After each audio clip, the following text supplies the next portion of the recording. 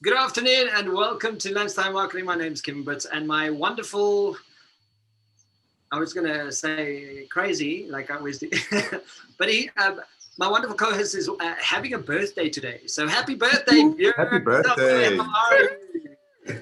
Cheers. Thank you so much. Salute. I'm so excited to be here today. I woke up this morning after 5, like a kid in a candy store going, let's get at 12 o'clock. And then I was like, you still got to go to gym, open your presents. So I'm so excited. I'm so excited to be here. Thank you. Thank you.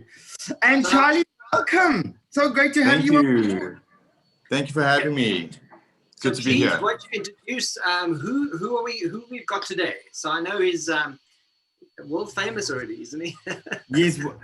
I think the only reason that you just changed that is because you don't know how to say his full name, Kim. I'll wait for you to. Thank you. It's really, really awesome. So Charl Jaquairdo van Helsdingen.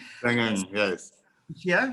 He is someone that has been in modeling his whole life.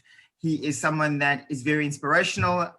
He's also someone that has been an ambassador for different brands. If you do Google his name, you might find him in a speedo or two, or 5. But he's also someone who has been in the limelight for a long time. The one thing that I always admire about him is that he's got a great brain. I mean, he's been in events management, and recently he reinvented himself in a very interesting time with Anti-Rona, as I call it. And I mean, personal training. He's just come back from a trip from Turkey. Tough life, but someone's So Charlie, not only did you do that, but then you just thought, what the heck? Let's just become Mr. Gay World South Africa. So congratulations. I know that it all happened live and it was all in person, but what the hell? Let's celebrate it. I always believe go big or go home, and I ain't going home. So Charlie, welcome to the show. So grateful to have you here. So excited to talk to you today because this month we are highlighting the fact that it is Testicular Cancer Month. And what our focus is not focusing on people that had cancer, but really success stories around it. For many times, we always find that a lot of people think that cancer is a death sentence. And I always say, if you catch it early enough, it's like having the flu. You just got to do certain things and life can continue. So yes, welcome to the show. Thank you. Thank you for having me. It's great to be here. Very excited. Fantastic. To kick it off, Charlie, we're going to ask straight off the bat. So don't you want to give us an idea of who you are? What is it that you do? And about this competition that you just entered. Okay, great. So I'm 29 years old. I am a business owner. I'm a personal trainer, currently running my own business. As one would say, in Rona times. So we all had to kind of rise up to the challenge of this world pandemic that we've all been going through, and trying to survive. I entered Mr. Gay World South Africa in 2019, just because simply I felt it was the right time for me, because I had something to stand for and I had something to share, and I had a lot of beliefs and stories to get out there that I believe that we need to be speaking about. So we need to be making it a norm to speak about. So I went very much into the humanitarian side, where I get involved as much as possible in the LGBTQIA+ community. And I found a huge love for what I'm doing, which led me to being crowned Mr. Gay World South Africa 2019, giving me a bigger platform to get more involved and help and motivate those out there who are struggling with a lot of issues we're all currently kind of struggling and just don't really know how to speak about. Amazing. That's incredible. Yeah. Yeah, Charlie, one of the things that I've always seen about you is that you've always been in the public eye. I mean, if you Google you'll find out from a young age, you've had your shirt off. I'm not stuck on that. I mean, I was researching. I mean, that's what we do, right? Professional research, not stalking. That's bad. Professional research. But tell us just a little bit more, when you've just told us what you've reinvented yourself as, but kind of just take us a little bit just give us a little bit of history. I mean, you can talk from when you were a toddler, but share some highlights with us so that people have a little bit of perspective of how you've arrived. Yeah, so basically I was raised in the West Rand by a single mother who absolutely guided me in every aspect of who I have become today. If it wasn't for her, I believe I wouldn't be the man I was today, being able to share the kind of morals that she has installed in me. And I have a lot of respect for Mother. And she always kind of raised me to believe in myself, always try and, if you are interested in doing something, try it, go for it. If you fall, it's fine. You get up, you have to carry on. And she always kind of raised me with that value of try everything in life. Anything that makes you happy, do what makes you happy. And it'll always bring success into your life. And with having that sense of constant, I know that if I fall, I can always get up. My mom will always be there for me. Has given me like the courage to kind of face anything in life. So she helped me open up my mind to the world in being able to try anything. So when kind of modeling came into my life, I tried it and I had a passion for it, and I found I had a huge love for it, and it opened many other doors for me in the sense of public speaking, humanitarian work, kind of getting involved with bigger projects where I can make a difference in the world, which is all what this is all about, is making a difference in the world, whether it's one person or 10 people or 1,000 people.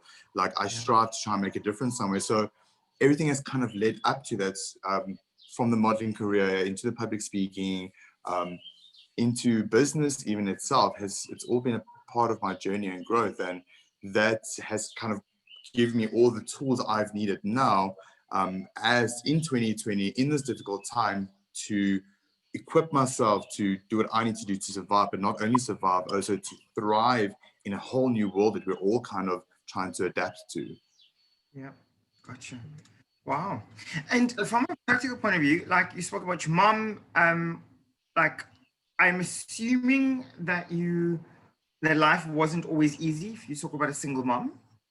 So yeah, I always refer to it as a humble upbringing, because I guess there's always someone who has it worse than you. But I mean, we did have a very humble upbringing where, money, the food sometimes was even, a question for the day at many times growing up in a very conservative town as well, and being gay, a single mother, as I said, to 2 sons and my mom lost both of her parents at a very young age. So she had no one else to lean on and to turn to.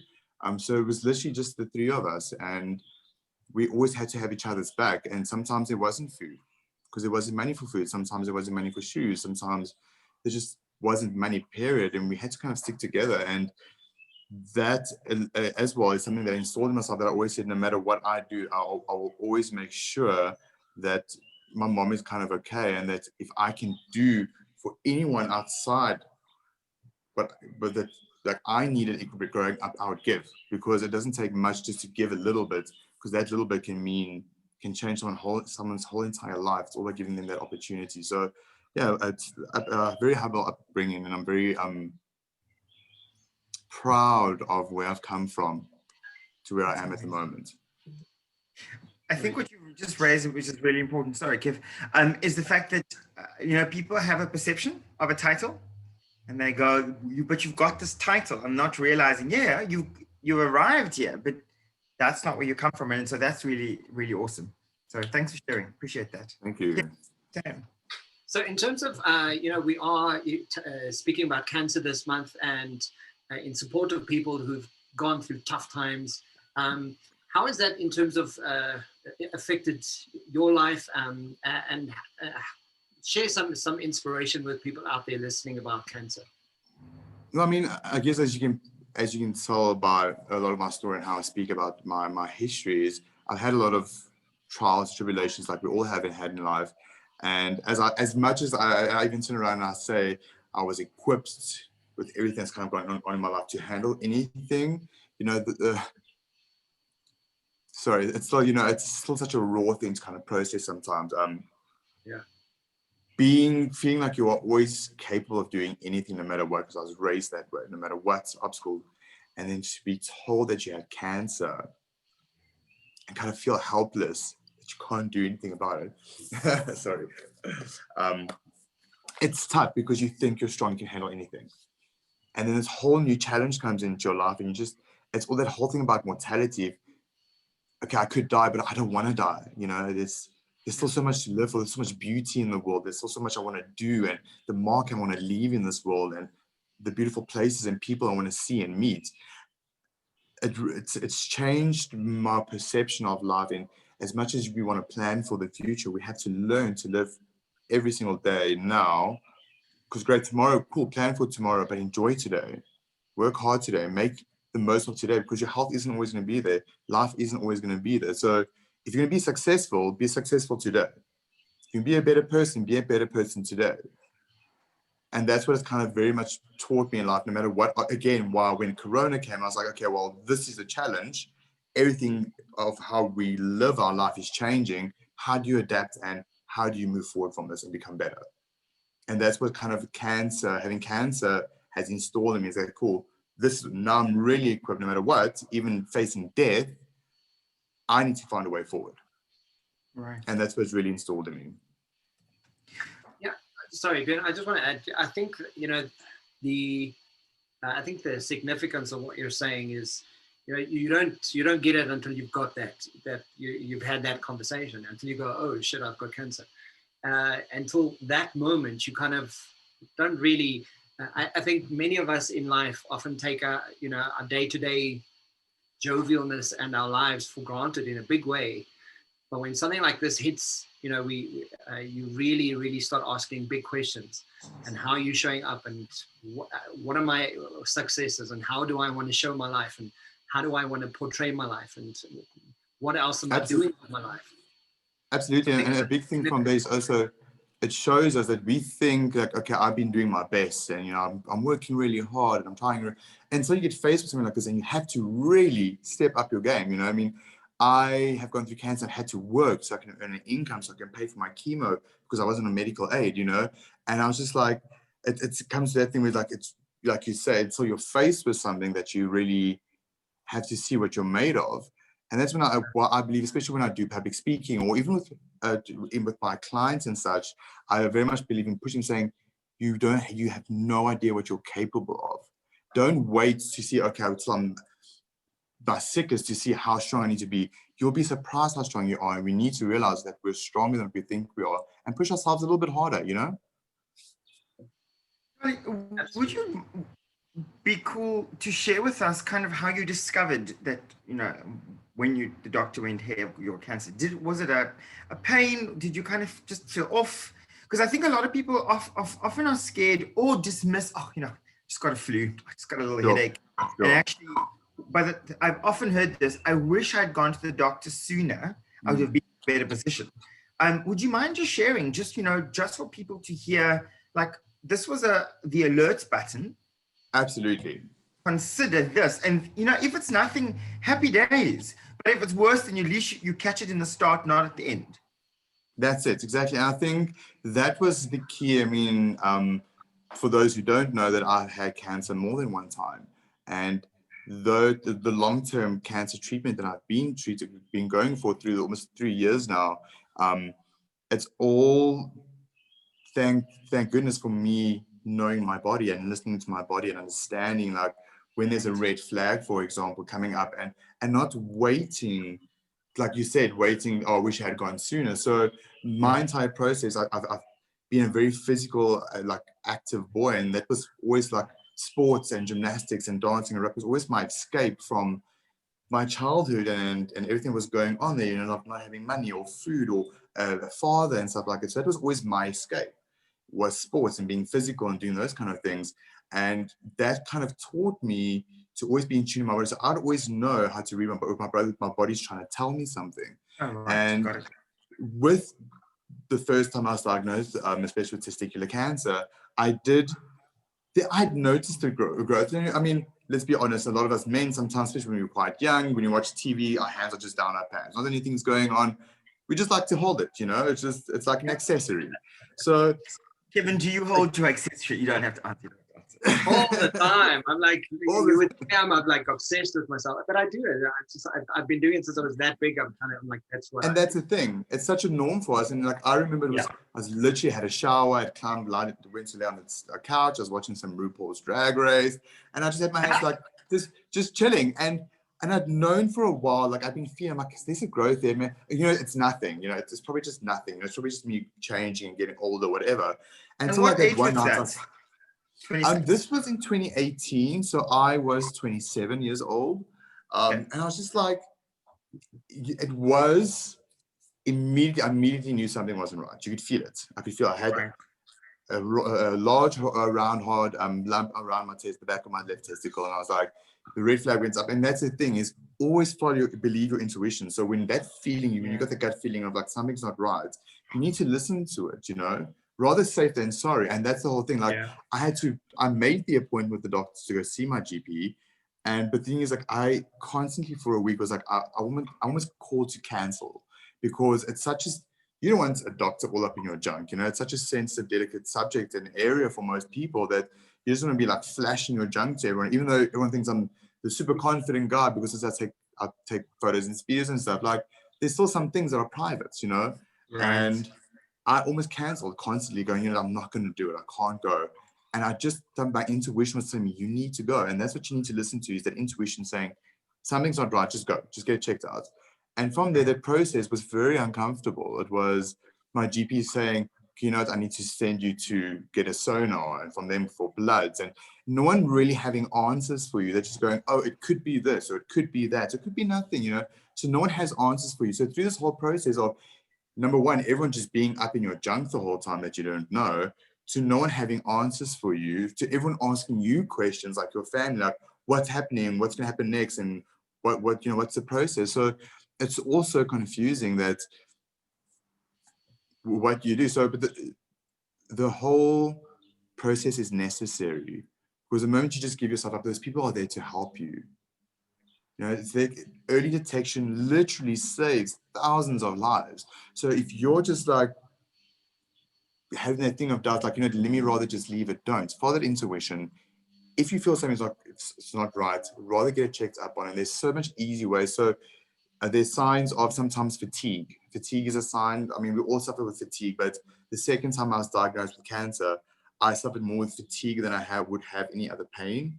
I was just sleeping all the time. And that was a sign for me that it's been 2 weeks and I'm not feeling how I should be feeling, even though I'm trying to do all the things right. So those are things, don't leave things too long. Always go to your GP. Your health is quite important, because it all plays in tune. Your physical health with your emotional health, with your mental health. It will drive you crazy if you don't get it sorted.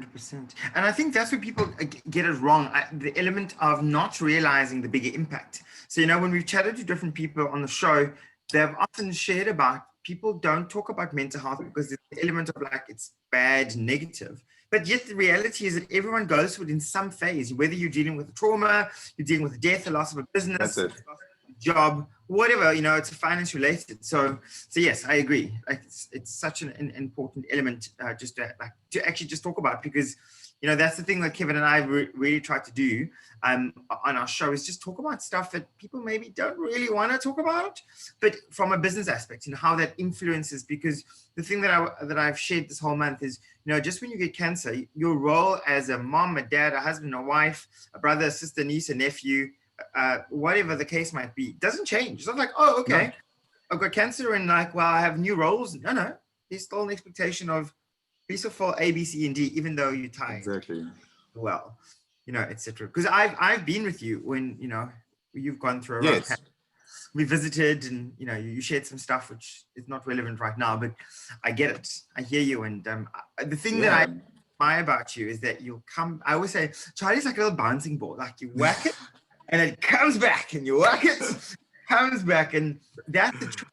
And I just thought, like, really commend you. I think you are. Thank you so much. Thank you so much. It's again also to a lot of to my mom, you know, just always like saying never give up, you know, always get up and do better, learn from it. And it's again that thing is I mean, you walked the journey with me the last time as well, and I did share a lot with you, and you saw what I went through, and still kind of like having, like you say, all the roles in life that are still coming your way, business, finances, this, that, family, all these big like plans that you have for the future. And again, it's all also all the work on yourself, like your mental work that you're trying to do, your physical work, your emotional work, all comes to a halting, screeching stop, you know, and you can't really do that because now you're like, okay, I've got cancer, I've got to deal with that. And emotionally, everything becomes about cancer, that you get fed up with the word cancer. You don't want to hear it. You don't want someone to look at you and be like, ooh, cancer. Ooh. and like cancer be an excuse. So that's why I was like, I'm not going to let it be an excuse anymore. Cool, I have cancer, but we have to go on. The show has to go on. Yeah. You know, like if I'm not going to quit, then I need to not quit. And if I have these plans, don't stop making plans. Don't stop trying to attain those plans and achieve those goals that you're planning ahead. So that's the most important thing as well, I believe, is not just cancer, whether you're going through trauma or even this huge crisis that we're going through, like how we're going to make money with our businesses and how we're going to survive and look after our families, and not just our families, the people that work for us, that are responsible for us, how we going to make sure they're going to be okay and survive this pandemic. And it's again about that thing of being, okay, what are we going to do to move forward?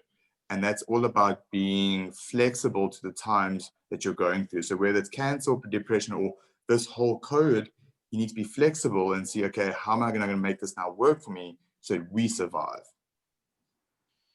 Yeah, you know, Charlie, one of the things that's sort of, as you're talking, sort of dawns on me is so many people who have a similar story give up. They give up, not only from a cancer perspective, but I'm thinking from a gay perspective. You know, the fact that you're sitting there talking about this, I commend you, first of all, to be able to do that.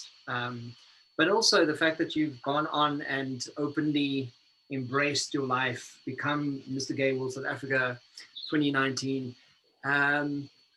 There are kids out there and teenagers kind of questioning everything about them. There are people who potentially are also holding their nuts, watching RuPaul's Drag Race, and kind of going, oh wow, I know that there's probably something there, and I'm too scared to talk about. So the fact that you're in the position you're in, speaks to thousands and thousands, and hopefully, parents out there listening will share this with their kids and say, it's okay to be gay.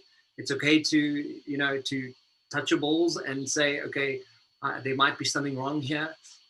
It's okay to talk about it. Absolutely. I think another thing, I actually know a huge part again of, and I commend my mother very much for the man I am today, because she's the most inspirational person I've ever met. She's installed such great qualities and beliefs and morals in me. I've seen her go without so that we could have an opportunity. And my mother, no matter what, was always so open that she would never judge, or she'd let us be who we wanted to be, and in fact encourage us to be who we want to be, and not conform us to what their previous generation conformed, like being gay is wrong, or being different is wrong, or doing this makes you gay, or this makes you masculine or feminine. Not to be constructed by that. And that's what's important for parents, I believe, that's the message I try to get across to even my brother who's got very young children. It's so important for the parents to realize that we cannot conform our children or the next generation on how we were raised, thinking what is right or wrong. They need to make their own decision of what is right and wrong, who they are, not saying this is how you should be because this is how we are. Whether it's a race or a gender or whatever it is, we shouldn't conform. And parents should really just let their children, encourage them to be who they want to be, how they want to dress, how they want to talk and express themselves. And that's what's going to grow more kinder, stronger, mentally stronger generation going forward, I believe, in this entire world. Business, politics, humanitarians, we're just going to raise an amazing future generation if we just let them be who they want to be. Yeah, absolutely. Can we just chat about, I think a lot of people might ask, the title was today talking about cancer and being in the public eye. Have you found being in the public eye in a constant space that there's an expectation that you've got to, I almost want to say you've got to act here 10 out of 10, 24/7. And when you've dropped it, that people have given you backlash? Or have you kind of... Yeah, just would love to... Sure, no, I get what you're saying. And I think definitely that is very important for us to bring up, especially in the LGBTQIA+ community, is, and it's funny because I got this question from Mamba online, and and I love Louis de Barros. He's so amazing. He does such interesting informational, informative articles, and I love always working with him. And one of the questions that was asked to me is the same kind of question you're asking me, is why previous title winners are renowned for disappearing off of the scene once they've won a title or not really being involved. And my response is exactly the same to you as it was to Louis. It's just that us as a community, the moment someone's in the spotlight, right, we want them to be there. The moment they're in the spotlight, we hound them the moment they're imperfect or show a flaw or show something like you want to call as a red flag, like, oh, but they like this and that. We shouldn't be doing that. Instead of calling someone out, we should be uplifting each other, not judging each other. Absolutely. And I did have an instance where the moment I was crowned Mr. Gay South African, I went to an event, and as you know me personally, I'm not one to be messy. I behave myself. I'm very with it. And I got a phone call that weekend after being at an event, being accused of being seen doing narcotics and being wasted at an event and like throwing my name away and throwing the title around. And I just found it very funny because anyone who actually knows me or interacts with me would know that is not me at all. 100%. So the thing is, what we need to as a community, and this is someone quite who said it about was quite high up in the community, which was very disappointing because these are the people we should be sitting in the forefront of, not gossiping or throwing shade, uplifting each other, not throwing each other under the bus. And if something gossiping, we should be happy for each other, uplifting each other, and everyone should be treated equally. So whether it's gay, fat, femme, Asian, transsexual, trans, it doesn't matter. We are all equal. And the moment we start treating each other as such, we will have more, I believe, stand out people who are going to get involved in the community, would want to, without being scared of being kind of chopped down by the community. So we need to be kinder to each other, I believe. Absolutely. Wow. Yeah. I would have replied with a comment. Like, I love that there's someone just talking about this. It's like, I think it's fantastic.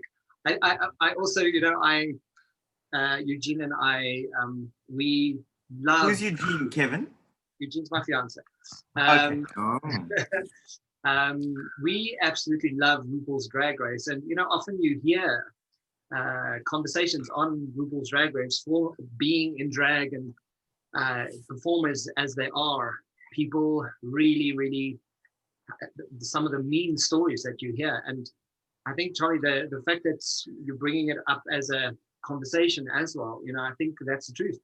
We should, especially the gay community, for the gay community, stand in embracing that we are different and that we do things different, and that's okay, and it doesn't really matter. There's, I think being that voice, I think it's an important voice, and that's an important stand to take in the world and to be able to share that story. Thank you. I mean, we have to speak about these things, especially, and the biggest thing, again, like you said, Kevin, we as gay community or trans community, or we are all just those labels already. We are already showing the world how to treat us by giving us labels. So the moment we can just stand together and be like, we are a community, and stop segregating ourselves as gay, lesbian, trans, all these things. Fact, like, if we just stand together, we are human beings. We're a community that just stands together. And we're a community that has chosen our family. That's what it should be about. Then we'll have more love. But we need, the moment we can stop that, the rest of the world will stop treating us that way as well, and show that we all should treat each other exactly the same. Just another human being. That's it. Stop the labels. Yeah. I always think of Brent Lilicue, and I mean, he's been on our show before, and Brent said the other day on, I think it was Twitter, well, he kind of posted on Twitter, Facebook, Instagram, across the platforms, and he said, stop. And I was like, oh, I got to read this. And he goes, why are people worried about who I'm sleeping with? That's kind of disgusting. It's kind of weird, don't you think? That you are worrying about who's behind my clothes. Shouldn't you be worried about who's behind your closed door? And he really spoke about the fact that we're humans at the end of the day. Why are you worried about my sex life? Do you not think that you have a problem? And I was like, yes. I was quite vocal about it on social media because it's true. It's a fact. No, it's true. Why are you thinking about that? It's a little weird. Like, why is it a discussion? Let's talk about things that matter, like gender-based violence, homophobia, all these kind of things, us supporting each other community so that our businesses survive, that's what we should be talking 1,000%. about. Yes, I agree. Absolutely. Kevin, you look like you have a question. Yeah, no, I'm just like 6 is great. We should do it more. Like so Kevin, since I'm single and it's my birthday, I'm just advertising and putting it out there. Just putting it out there. Application forms currently being taken. I will share his number. Just Google him. His number's good. Charlie, what's interesting is, you share the story, and you're obviously emotionally driven by it, and obviously it has a connection, a visceral connection. For me, I've never been in this position, so I can't relate. But I've been in bad situations, but this situation I can't relate to it. What does it take to get up in the morning and kind of go, okay, cool, I'm going to kick this day's ass? Like, what is it? What is that thing that fires you, that gets you up and goes, you know what, I've got this. You speak about morals, you speak about the values, you speak about your mother and the support structure. What is that one thing for you? I think one of the biggest things for me that definitely gets me up those days when I'm just like, I just don't want to get up today. It's just like, we as people, it's so normal for us to be, we are selfish, it's about me and how I feel and what I want and that kind of thing. And seeing my mom being so selfless and also being, I think, old enough and all the things that I've gone through to realize that if I'm going to be selfish and be about me, I'm tired, I'm going to sleep, or I'm tired, or I feel emotional, I'm not going to share with the world. You're making everything about yourself, and then you're not doing any good. You're not touching the world. You're not making a change. Because I'm only working on me. Where if I can go, like, hey, it's not just about me. I need to get up because, for example, my business, I've got clients who are responsive, like reliable on me to get up and train them, not just because they want to get physically fit, but I know it's an escape for them. I know it makes them feel better about themselves and achieve, and then they can set their day going for, okay, I've gymmed, I feel good about myself, I've invested in me, and now I can give back. And that's what I believe it's about. It's about giving, like, it's not just about me. So if I realize that we can all be like, what actions today can I perform that it will give more to the world? You'll be able to do more, because I believe if I'm just focusing on me, I'm just doing one person's bidding, I'm looking after myself. Where if I just go, it's not just about me, you can touch more people, and those people, it's a paying it forward the kind of effect where do one good thing for a person, make them feel good about themselves. They're going to feel good when they make someone else feel good about themselves. And that's what it's about. It's not just about us. What can you do today to make someone else's life better? I think you've just given me a life lesson. What? I love that, a life lesson, yeah. No, and I think people are so consumed. It's exactly the point. People are, you get so caught up with me, and that narrative, what's affecting me and what I'm doing and how this, what I need to do. And it's a very like we do it instinctively. And if we just stop for a second, you kind of go, okay, what if I just reframed and recalibrated that conversation with myself and sort of said, well, what about what I can do for someone? What can I do for my mom? Understand? Like, if I do something for my mom, if I don't get up to make a success out of myself today, my mom, everything my mom sacrificed to raise me to be who I am today was for nothing. And I love my mom too much to let her, everything she sacrificed to raise me, to give me opportunity, go to waste. Yeah. So then it immediately doesn't become about me, it becomes about making my mom proud. And then you start learning how to apply that to other every single day things and people, your fiance, your dog. Okay, well, I have to get up because I've got a dog that I love so much. I have to go walking because his health and his mental health comes before mine. So it's small things like that we need to recondition ourselves and be like, okay, what my plants, I've got to water my plants today because they need to survive. You understand? It's small things like it's not just about us. There's things around us we need to be giving to be able to get back. Absolutely. And I think that's exactly what you do. Like, just that approach, being who you are and having a message like you do, I think that's, it's loud and clear. And thank you for that. It's quite inspiring. Thank you so much. As we're kind of wrapping up the show, just tell us a little bit about personal training. If people want to get hold of you, if they want to do some stuff, if they, what did you say? Doesn't matter if you fat, femme, trans, bi, pan, just trying to go back. I can't remember all those things. All of the above. Yes. Just tell us a bit more about that. Yes. Okay, so I've been very blessed by my business being built up during this entire lockdown period, where I've been working with specialists and doctors who come train by me that have helped me make sure that I follow the right PPE and IPE and all those kind of things to make sure that I have a safe environment for all my clients. And it's really grown exponentially, I must say. So I do one-on-one, or I do 1-on-2 group with a buddy. So December going forward, I'm doing bring a buddy and you get 50% off. Right, just to get you those who are staying in Joburg and kind of want to stay in shape, make sure they don't lose, that motion. So come January, you're ahead of the rest. Or I'm also starting boot camps, which will start off first on Saturday mornings at about 8-9 a.m., where you can do nice in an open space, safe environment, nice high-paced, fun. You know me, Bjorn, I'm very fun kind of energy training sets. And if anyone wants to get hold of me for these, they can contact me on my Instagram, which is charlieboy23. Or on my personal Facebook, you can just pop me a message and I'll be happy to respond to any requests. Fantastic. So just to the outdoor workshops, what are you calling it? The boot camps. So I do outdoor boot camps. Yes. So you'll literally be outside exercising, running around, doing stuff outside.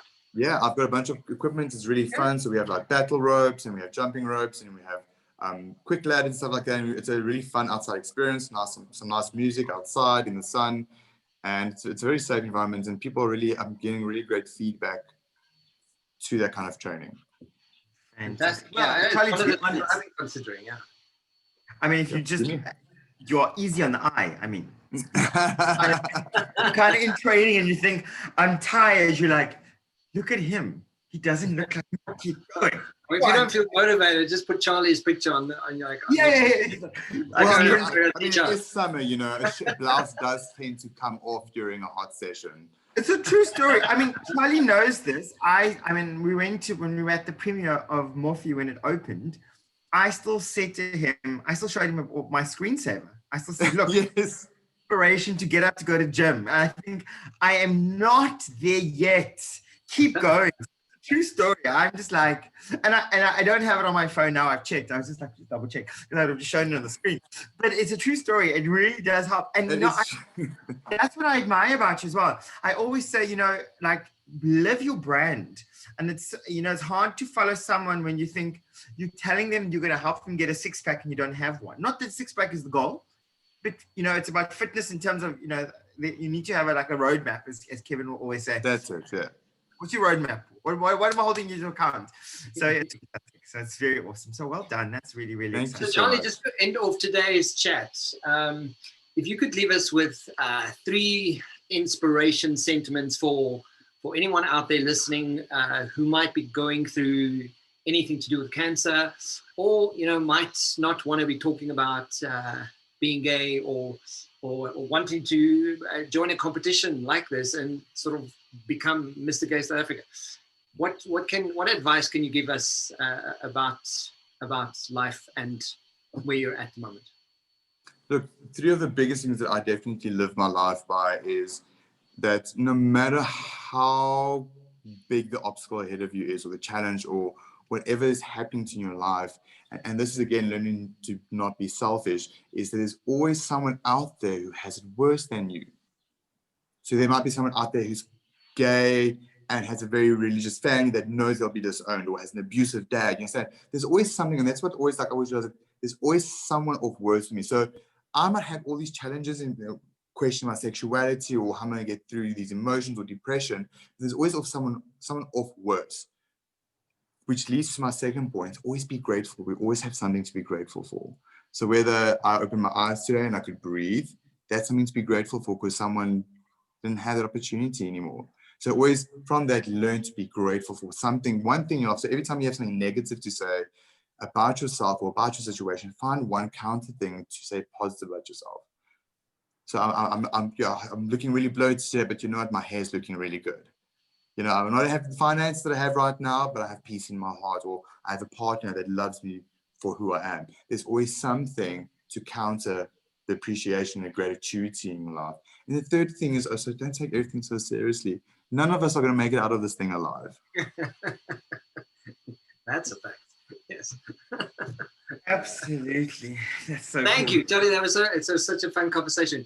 Björn, what's happening in the last couple of weeks in the show? Tell us what's coming up and what are we doing? Okay, so before I tell you what's happening in the show, I'm super excited, Kevin. You've been nagging to about a website. So my business one is actually going live today. It was kind of like my fantastic. I would say Christmas present, my birthday present to myself.